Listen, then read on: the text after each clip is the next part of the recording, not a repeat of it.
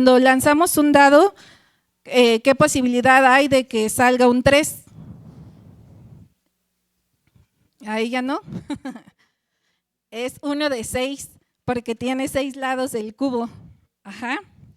Entonces, pues ya definiendo qué es la probabilidad, en la Biblia hay muchas historias que son poco probables que suceda.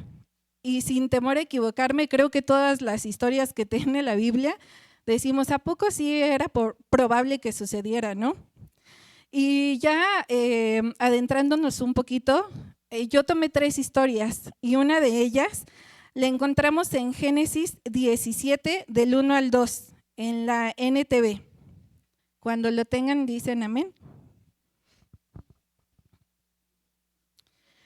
Cuando Abraham tenía 99 años, el Señor se le apareció y le dijo: yo soy el Shaddai, Dios Todopoderoso.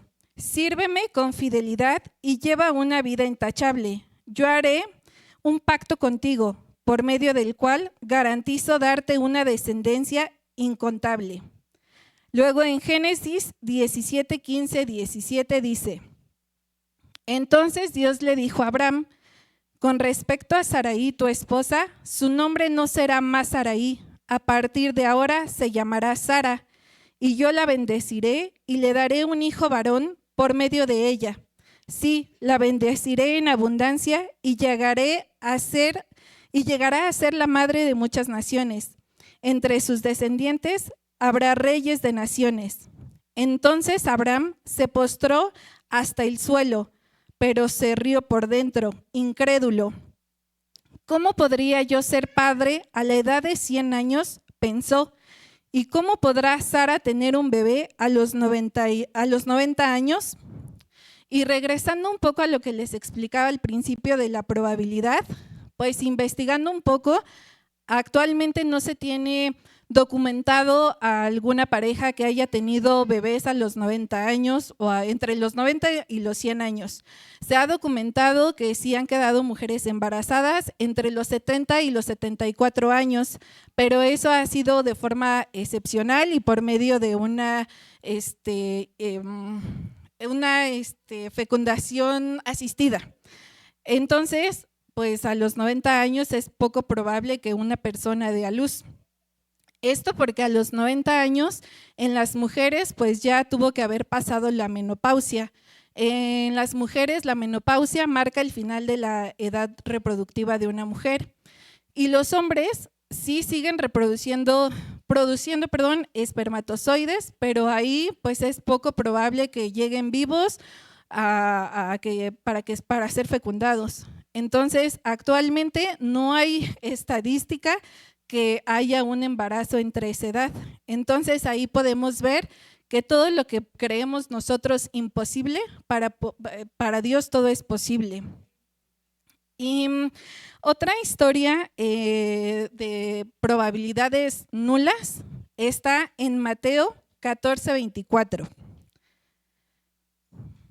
Dice: mientras tanto los discípulos se encontraban en problemas lejos de tierra firme, ya se había levantado un fuerte viento y luchaban contra grandes olas. A eso de las 3 de la madrugada, Jesús se acercó a ellos caminando sobre el agua. Cuando los discípulos lo vieron caminar sobre el agua, quedaron aterrados, llenos de miedo. Clamaron: es un fantasma. Pero Jesús les habló de inmediato. No tengan miedo, dijo, tengan ánimo, yo estoy aquí. Entonces Pedro lo llamó: Señor, si realmente eres tú, ordéname que vaya hacia ti caminando sobre el agua. Sí, ven, dijo Jesús. Entonces Pedro se bajó por el costado de la barca y caminó sobre el agua hacia Jesús. Aquí tenemos otro caso donde actualmente pues no hay caso documentado tampoco que un hombre sea capaz de caminar sobre el agua. Esto se debe a que nuestro peso es mucho mayor a la densidad del agua. Entonces, cuando nosotros colocamos un pie sobre el agua, de inmediato nos hundimos. Entonces, aquí también podemos ver que lo que no hay probabilidad de que suceda, con Dios sucede. Y otra historia que encontré es la de Gedeón. Esta no la voy a leer porque sí está un poquito larga, se las voy a contar a grandes rasgos, pero para que la lean en casita, está en Jueces 6:7. A resumidas cuentas, el pueblo de Israel estaba oprimido por los madianitas y los malecitas y demás aliados en aquel entonces. Estuvieron oprimidos durante 7 años. Eso era como castigo porque ellos hicieron algo que no le agradaba a Dios, y eso era que empezaron a idolatrar a dioses falsos. Entonces, Dios oprimió al pueblo de Israel por 7 años. Los israelitas, todo lo que hacían ellos, que era cultivar o lo de su ganado, los madianitas y ya se me olvidó, y los amalecitas se encargaban de robarles todo y de destruir todo, porque ese era el castigo que ellos estaban teniendo en ese momento. Entonces, los israelitas, en su desesperación, pues clamaron a Dios para que todo eso cambiara, y mandó un profeta en aquel entonces que les indicó que eso era un castigo por desobedecerlo, porque idolatraban a dioses falsos. Pero Dios, en su infinita misericordia, tenía un plan, y el plan era que un israelita también fuera el que salvara a su pueblo, y ese era Gedeón. Gedeón estaba en ese momento escondiendo el trigo porque, pues, como les decía, los malecitas y los madianitas, pues todos se lo robaban. Entonces él se encontraba escondiendo el trigo en aquel entonces, y llegó el ángel de Dios a decirle estas palabras: el Señor está contigo, guerrero valiente. Pero Gedeón no creyó, porque decía: ¿cómo me dices estas palabras si no te das cuenta cómo vivimos oprimidos por los madianitas? Entonces, Gedeón le pidió 2 señales en aquel entonces al ángel de Dios para ver si de verdad él era el elegido para salvar a los israelitas. Y efectivamente le cumplió esas 2 señales. Dice que llevó carne de un cordero y pan sin levadura junto con el jugo de la carne. Y le dijo que, se la puso en una piedra al ángel de Dios, y el ángel de Dios la convirtió en fuego. Entonces ahí se cumplió la señal de que sí él era el elegido. La segunda señal que Dios le dio es que puso una especie como de lana en el pasto, y le decía que eso lo iba a dejar una noche, y si al día siguiente que regresara ese pedazo de lana no se había humedecido por el rocío del amanecer, pues esa era la otra señal. ¿Y qué creen que pasó? Que no se humedeció. Entonces ahí Gedeón empezó a creer. Cuando creyó, Gedeón logró reunir hasta 32,000 hombres para derrotar a los madianitas. Y 32,000 hombres eran muy pocos, él consideraban que eran muy pocos, porque la palabra dice que eran incontables los números de los madianitas, los amalecitas y los demás aliados. Entonces, imagínense, con 32,000 hombres. Y Dios le dijo: tienes demasiados hombres, diles que todos los que estén cansados, que se vayan a su casa. Y adivinen con cuántos hombres se quedó. Bueno, sí, 300, pero primero fueron ya está, 22,000. Ajá. Y después Dios le dijo: sigues teniendo demasiados hombres. Y Gedeón pues decía: ¿cómo voy a derrotar a un ejército que innumerables, ¿no? No se alcanzan a contar de tantos que eran. Y se quedó efectivamente con 300 hombres, porque su mandato fue que los llevara a tomar agua, y los que tomaran agua lamiéndola, así dice, como perros, eran los elegidos para derrotar a los madianitas. Y los que se arrodillaron para tomar el agua, ellos eran los que ya pelas, ¿no? Entonces se quedó con 300. Y la instrucción de Gedeón para derrotar a los madianitas era que en una mano llevaran una antorcha con un cántaro y en la otra una trompeta. Entonces, cuando les dijo que como ya era de madrugada, les dijo que las antorchas las cubrieran con el cantarito para que no se dieran cuenta de, bueno, no con el cantarito, el cántaro, ¿no? La cubrieran para que no se dieran cuenta que ya habían llegado. Y tenían que replicar los 300 hombres lo que Gedeón estaba haciendo. Dice que él con la antorcha acá y el cántaro lo sacó, se rompió el cántaro y con la otra mano empezó a tocar una trompeta. Y ahí empezaron a replicar sus 300 hombres esta instrucción. Y adivinen qué es lo que pasó. Entre ellos se empezaron a atacar los madianitas, los amalecitas y demás aliados. Y de esa forma fue que derrotaron a los madianes, ¿no?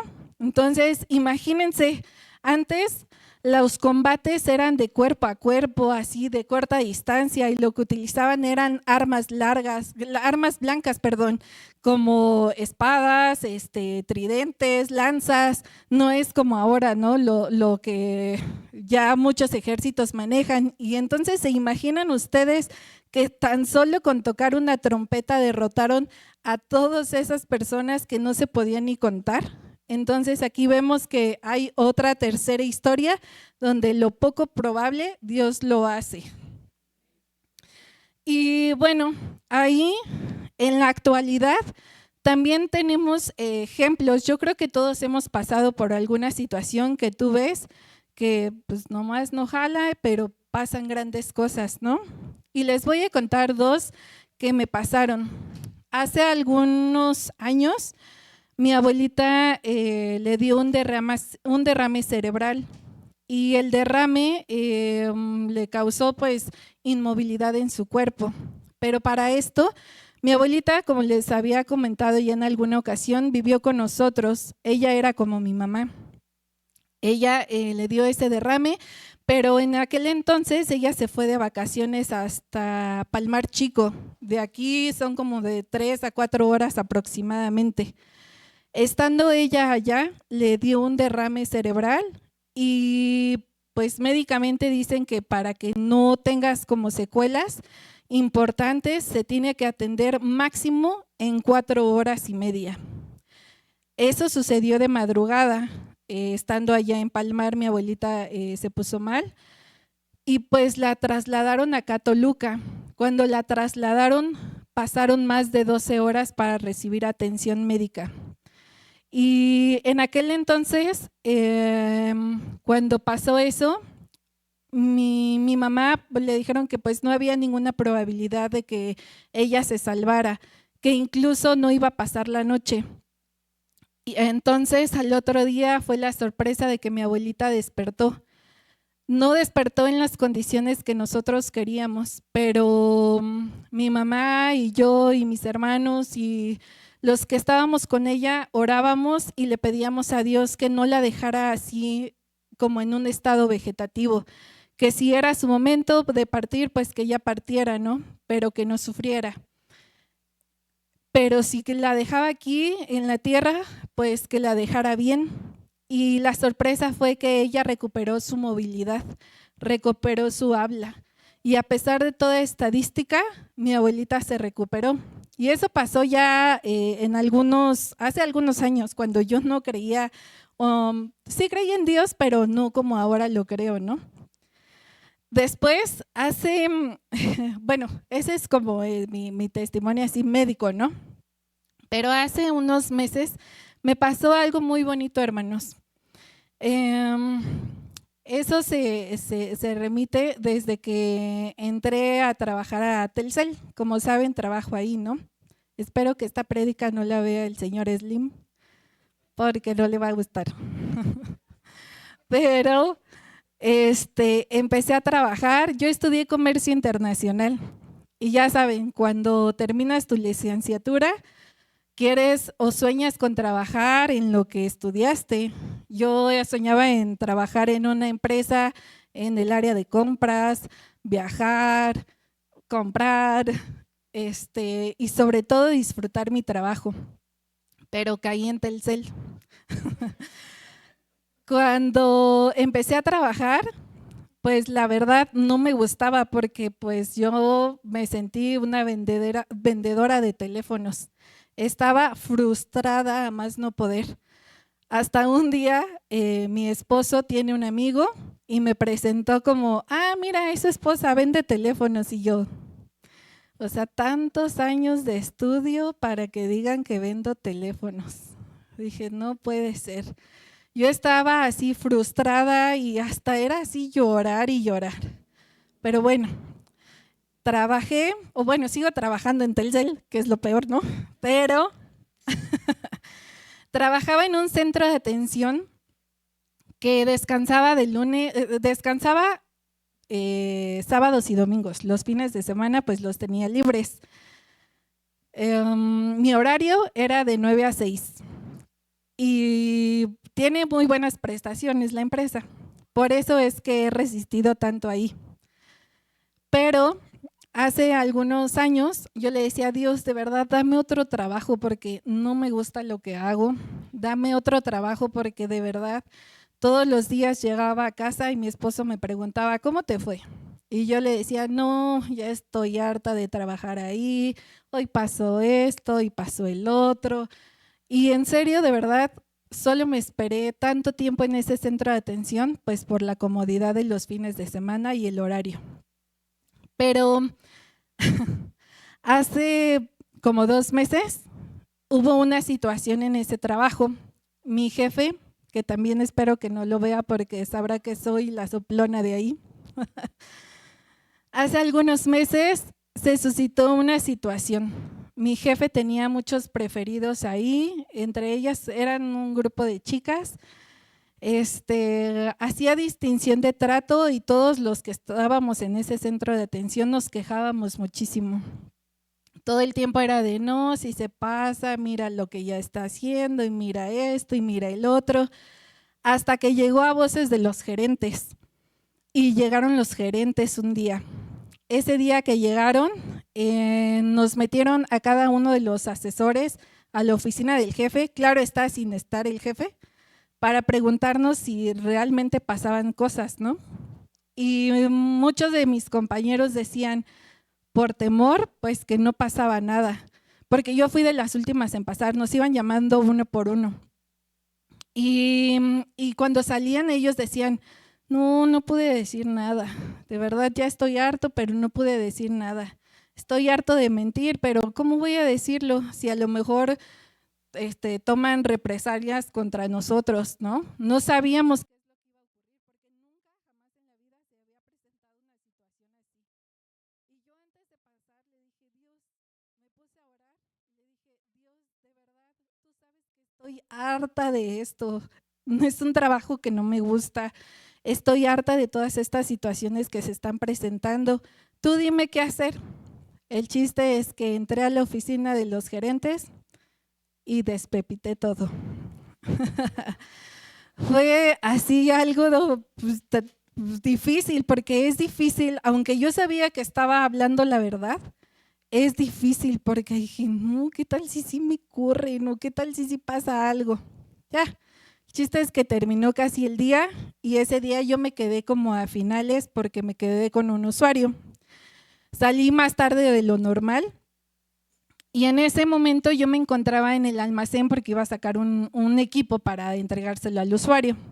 Estaba yo y 2 de mis compañeros y en eso entra mi jefe con los ojos llorosos y le dice a mi compañero, ¿te puedo ayudar en algo? Y mi jefe dijo, no me puedes ayudar. Y como yo vi que se echó a llorar y dije, no, ya ahora sí, ya me veo en recursos humanos el lunes, porque eso fue un viernes. Y les decía que yo descansaba el fin de semana. Entonces, cuando pasa eso, llego a mi casa y le digo a mi esposo, no, que hice esto, y luego el jefe estaba llorando, ¿y ahora qué voy a hacer? Y dije, no, de verdad ese fin de semana la pasé muy mal. Me dio, corre que te alcanzo, me la pasé llorando porque dije, ¿qué necesidad hay de que pase esto? O sea, no tuve que abrir mi boca, tuve que haber hecho lo mismo que todos hacían. Dije, pensaba en una de mis compañeras que estaba involucrada también. Ella es el sustento de su hijo y de su mamá. Y dije, ¿qué tal si se queda sin trabajo? No, no, no, de verdad, estaba así preocupada.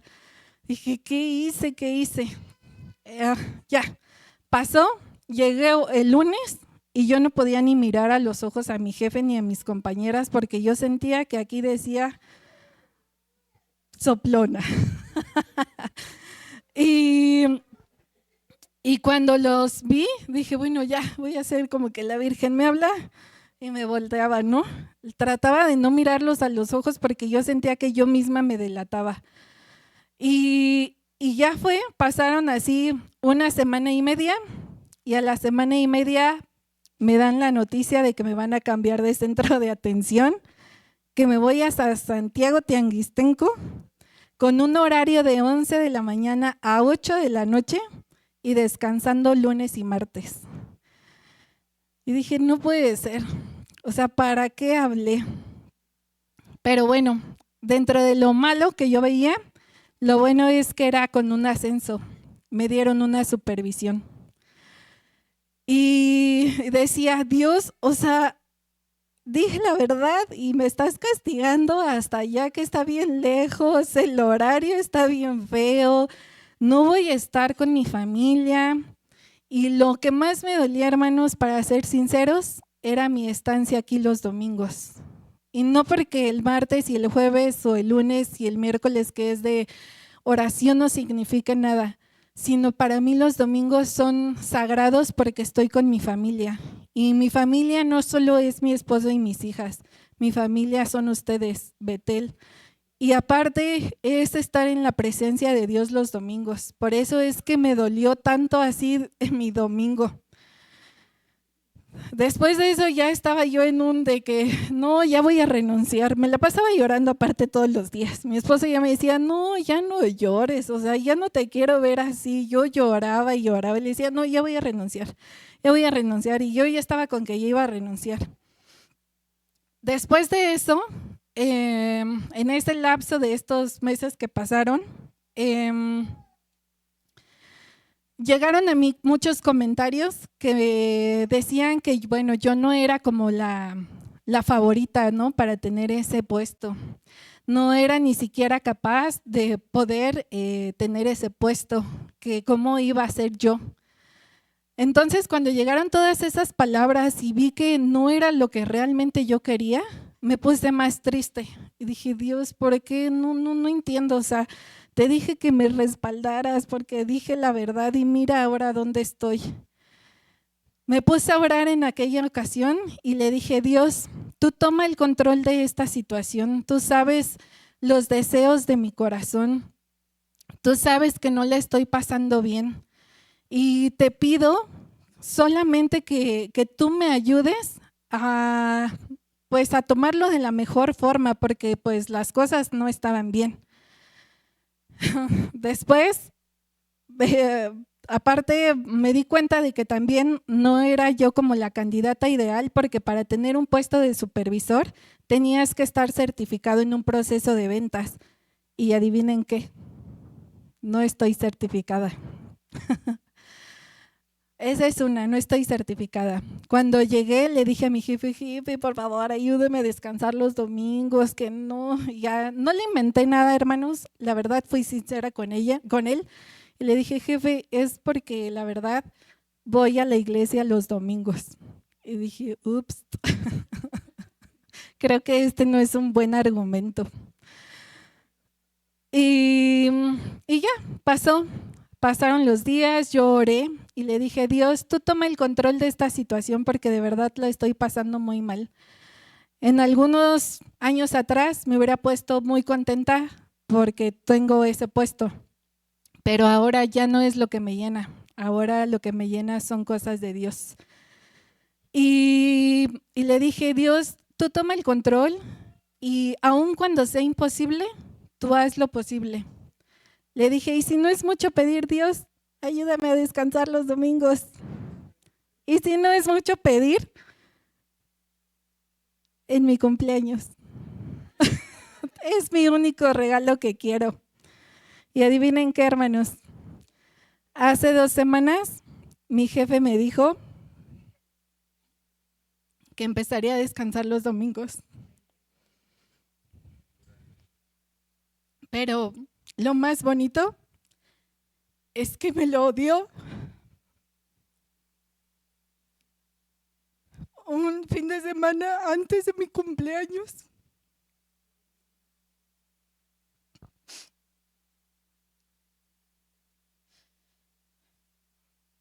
Ay, perdón, hermanos. Mi cumpleaños es el 18 de mayo. Ya me podrán cantar la canción del hermano Ricardo Arjona, Señora de las 4 décadas.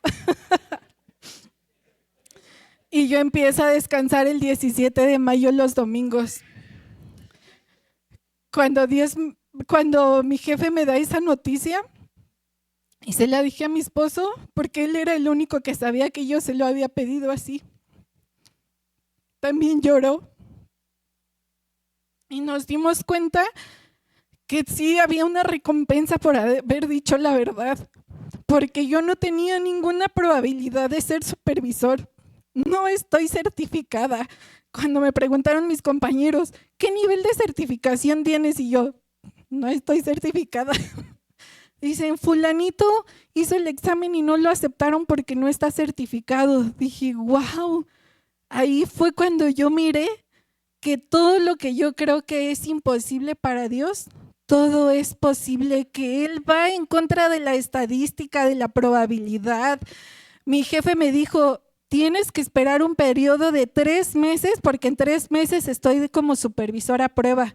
Y después de esos 3 meses son otros 6 meses más para obtener una calificación y poder ganarme un medio fin, porque ahí descansas o viernes, sábado o domingo, lunes. Entonces cuando dije, un mes y cachito y ya voy a descansar los domingos, wow, Señor, de verdad, todo lo que te pedí y más que fuera mi cumpleaños, hasta ese cuidado tuviste. Fue cuando vi cosas tan hermosas que hace Dios, que lo improbable lo hace posible. Y con esto voy terminando, hermanos. Les voy a pedir a los hermanos de la alabanza que me ayuden.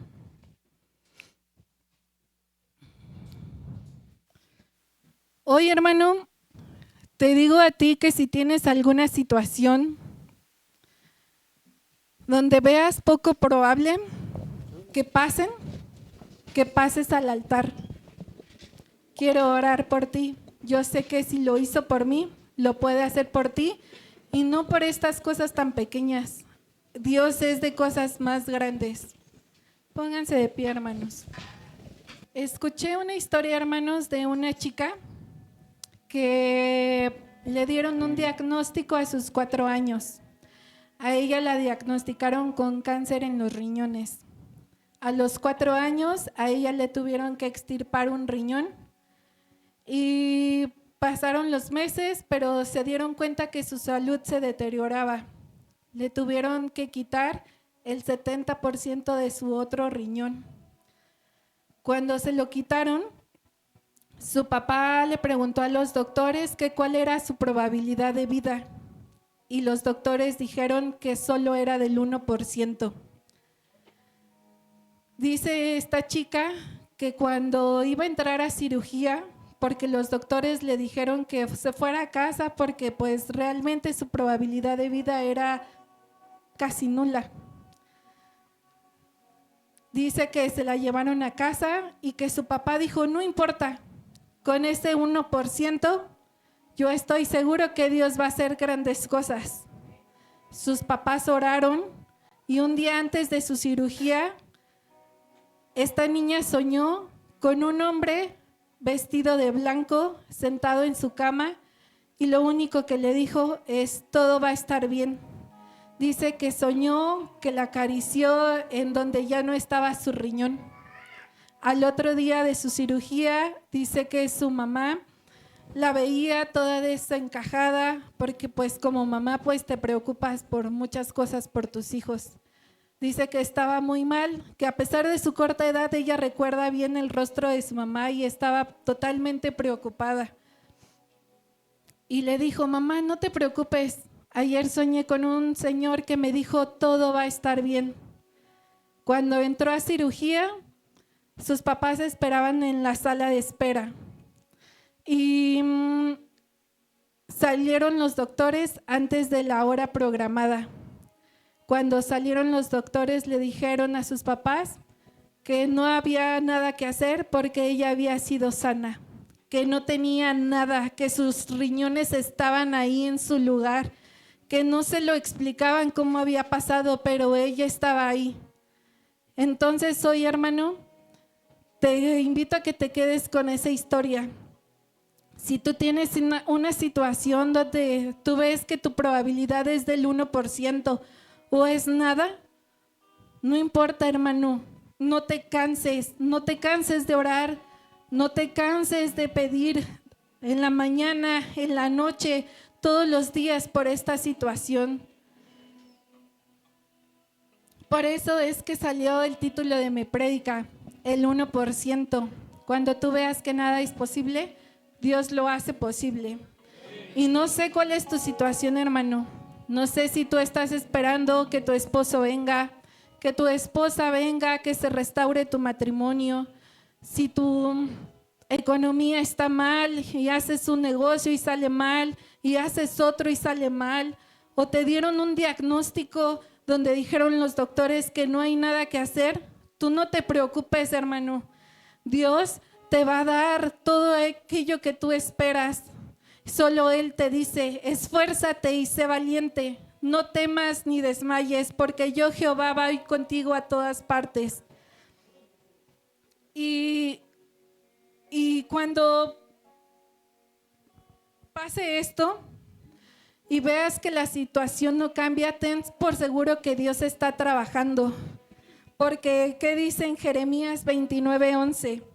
Pues yo sé los planes que tengo para ustedes, son planes para lo bueno y no para lo malo, para darles un futuro y una esperanza. Así es que, hermano, no te desanimes. Si tienes una situación, pasa al altar y pide, y no te canses de pedir, porque yo he mirado cosas grandes que ha hecho el Señor. Y no nada más en esto, ha habido muchas situaciones en mi vida donde yo he dicho, no hay nada que hacer, y Dios dice, hay todo que hacer, no te desanimes.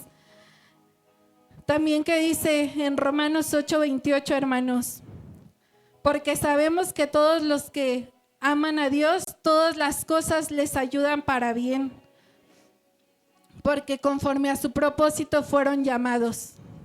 Así es que, hermano, mientras tú veas o te sientas mal porque la situación va de mal en peor, tú no te desanimes, tú no pierdas ese gozo, porque recuerden, hace algunos meses también les prediqué que Dios no quiere que seamos felices.